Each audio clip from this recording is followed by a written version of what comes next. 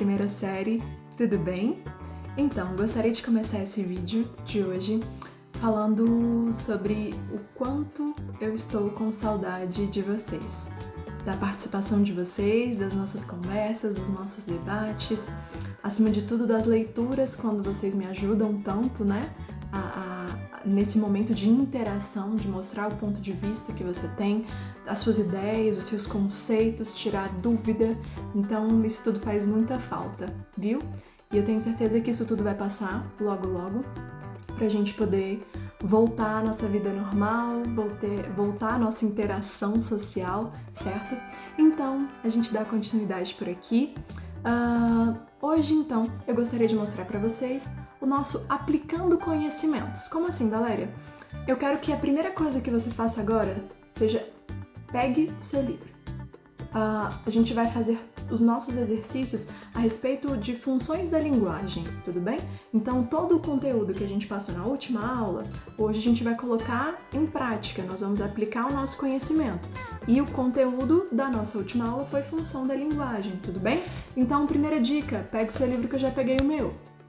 E aí, coloquei pra gente unidade 2, certo? Comunicação e intencionalidade do discurso, é o que nos interessa. Vamos lá. Primeira coisa, para quem não lembra, eu coloquei para você aí um mapinha mental. Posso anotar no meu caderno? Fique à vontade, vai ser ótimo.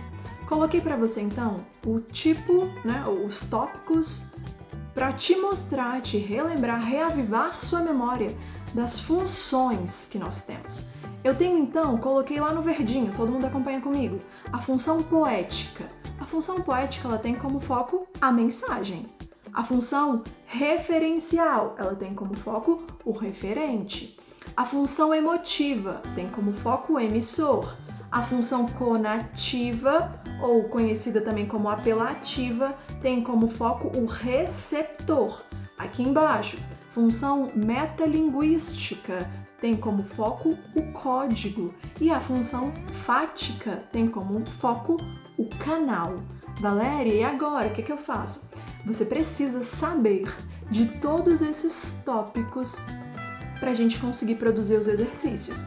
Então, não lembrou de algum? Volta na aula anterior, pega a revisão que foi feita no próprio vídeo e aí você vai fazendo as anotações e vem para o exercício. Fechou? Então, segue comigo. Unidade 2, amo essa abertura de capítulo, super bacana, e a gente já começa a nossa reflexão dessa imagem, página 82, tudo bem? Nessa página 82, ele traz pra gente um espetáculo, né? Uma peça teatral, ok? E aí ao lado, ele trouxe pra gente um textinho mostrando o seguinte: comunicação e intencionalidade do discurso. E ele começa assim: nossas interações linguísticas, acompanha comigo na leitura.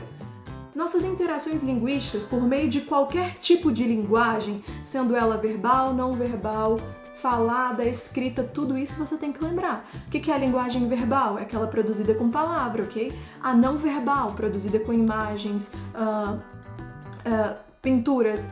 Digo isso no sentido de que não há palavra em si, as cores, os símbolos, certo? Agora, a fala, a escrita, tudo isso ele tá te mostrando sobre a própria intenção da linguagem, certo? Propósitos e objetivos, conscientes ou não, que nos levam a nos dirigir ao nosso interlocutor de uma determinada maneira. A chamada intencionalidade discursiva, portanto, é uma prática que todo falante utiliza para se comunicar. O que ele quis dizer aqui? Que todas as vezes que a gente interage, que a gente entra numa comunicação, nós temos um motivo, nós temos o porquê. Acabou, é isso. Agora, analisa comigo o que eu coloquei para você no último parágrafo que disse assim: nessa unidade que a gente vai estudar, vamos analisar os elementos que permitem a realização dessa comunicação, os seus objetivos, isto é, suas intenções, além de elementos que funcionam como base para que os textos cumpram o propósito comunicativo. Ok? Daí, pensando nisso, ele colocou pra gente essa análise de questãozinha. Galera, não tem espaço para responder aqui. Responda no seu caderno de interpretação textual, por favor. Coloca unidade 2, página 83, respostas. Daí você vem colocando somente as suas respostas sem problema. A fotografia mostra uma atuação dramática de alguns autores em uma peça teatral. Em situações assim, a intencionalidade da comunicação pode estar sendo empregada com qual propósito? Passar uma mensagem, emocionar o público ou mostrar a beleza do texto? Quais desses aspectos ganham destaque para você em uma apresentação artística? Por exemplo, algum show, peça, uma declamação de poema, você vai colocar a sua anotação, o seu ponto de vista, ok? Próximo, você já foi a alguma apresentação artística ou uma palestra, mesmo alguma aula, de alguma disciplina específica, em que o emissor da mensagem não conseguiu comunicar-se de forma adequada com o seu público? E aí você vai colocar, em sua opinião, quais motivos podem ser citados como exemplo? Você poderia muito bem citar algo que a linguagem você não conseguiu acompanhar, a linha de raciocínio, o conteúdo, fique à vontade, ok? Passando, acompanha comigo aí, por favor, página 85. A força do Twitter. E aí eu te pergunto, quem aí tem Twitter? Já começa a pensar um pouquinho sobre esse grande embate de rede social, né? Você tem o Twitter, você tem o Instagram, o Facebook, e é um grande embate que a gente tem de rede social, certo? Isso é o mundo tecnológico que nós vivemos, certo? E aí ele começa assim, ó. A última semana de julho, acompanha a leitura comigo, foi de empolgação para os executivos do Twitter. Na terça-feira, a companhia divulgou o resultado financeiro do segundo trimestre. Seu segundo, como empresa de capital aberto, o Twitter estreou na Bolsa de Valores de Nova York em novembro de 2013. Impulsionada pelo imenso e intenso uso durante a Copa do Mundo no Brasil. A receita chegou aos 312 milhões, mais que o dobro em relação ao mesmo período no ano anterior. O número de perfis que usam a rede regularmente subiu para 271 milhões e bateu as expectativas de analistas de mercado. Forte, hein? E aí, você vai dando uma continuidade no seu texto e ele vem fazendo uma relação entre algo, que tem menos seguidores e tudo mais, menos pessoas utilizam, só que conseguiu já movimentar o mundo da internet. Porque, acima de tudo, quando a gente analisa o Facebook, por exemplo, você tem uma linha de seguidor absurda, E ele vem te mostrando isso e mostrou na Bolsa de Valor, A gente está falando sobre a questão de dinheiro, de faturamento, certo? E aí a primeira questãozinha disse assim, qual é o objetivo da reportagem? Essa reportagem foi produzida para mostrar o quê? Para quem? Qual é o foco? Explique como você chegou a essa conclusão. É possível afirmar que o texto só atinge um determinado objetivo se seguir algumas regras que dependem do contexto de elaboração. Elaboração do quê? Da própria mensagem que é passada. Explique esse contexto no caso da reportagem sobre o Twitter. O contexto da reportagem, ok? É nessa linha de raciocínio que você vai seguir. Coloque todas as suas respostas no seu caderno, tudo bem? Sem problemas. Aí, abre por favor na página 94, aplicando conhecimentos, certo?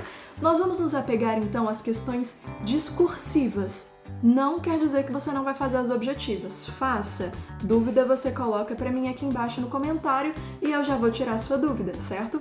Então, vamos comigo nas questões discursivas, tudo bem? E a primeira disse assim, identifique a função da linguagem que se destaca nessa propaganda e explique em seu caderno por que esse anúncio pode provocar um ruído, um burburinho de comunicação. E o enunciado diz assim, vamos pitiçar? Você não gostaria de experimentar? Você pode pedir e entregamos. É só ligar para e tem o número do telefone. Olhe a frase de impacto, meu amigo. Vamos pitiçar? E a pergunta é: faça uma análise em cima disso e como é que essa frase pode provocar ruídos aos leitores, aos gramáticos. Como? Por quê? Qual motivo? Anota para mim no seu caderno. Olha 2. Identifique e explique em seu caderno a função da linguagem do texto a seguir, considerando o seu contexto de circulação. O contexto de circulação, aonde ela circula, tudo bem? E aí você tem aí, literalmente, uma análise do tempo, né? Então, a questão do céu parcialmente encoberto, taranã. Como é que você vai fazer essa análise aqui? Você vai identificar e explicar a função da própria linguagem, certo? Do que é usado nesse contexto. 3. As funções da linguagem, às vezes, são materializadas por meio do que se quer dizer com o texto, e não exatamente pela forma textual. Esse comportamento pode ser observado na tirinha a seguir. Oi, pai, sou eu, Calvin. Como vai no trabalho? Belo dia lá fora, não? Você vai me trazer algum presente hoje à noite? Não? Bem, só pensei em perguntar. Ouça, eu suponho que você deve estar pensando por que eu liguei. E aí ele continua, né? Identifique e explique a função que se sobressai nos 2 primeiros quadros da tirinha. Ele quer saber as que se sobressaem nos 2 primeiros, tudo bem? Aqui, ó. Nos 2 primeiros quadrinhos. E você vai explicar a função dela, certo? Explique uma dica para você produzir essa, daquele tipo de função que há a interação, a comunicação, que se sobressai em cima, esse é o foco do tipo, tudo bem? Explique o efeito de humor causado pela fala de Calvin no penúltimo quadrinho, quando ele disse lá, você vai me trazer algum presente hoje à noite? Não? Bem, só pensei em perguntar. E aí? Agora, nós vamos para a página 95. Valéria, mas eu não devo fazer a questão 4, 5, 6, 7... Com certeza, você vai dar continuidade na 94. Qualquer dúvida você coloca pra mim e eu tiro, tudo bem? Olha lá, 8. Observe a tirinha e responda em seu caderno. Por que, no último quadro, a fala de Garfield parece, né, contradizer o diálogo entre os personagens nos quadros anteriores? E vamos lá. O quadrinho diz assim: parece que vem chuva.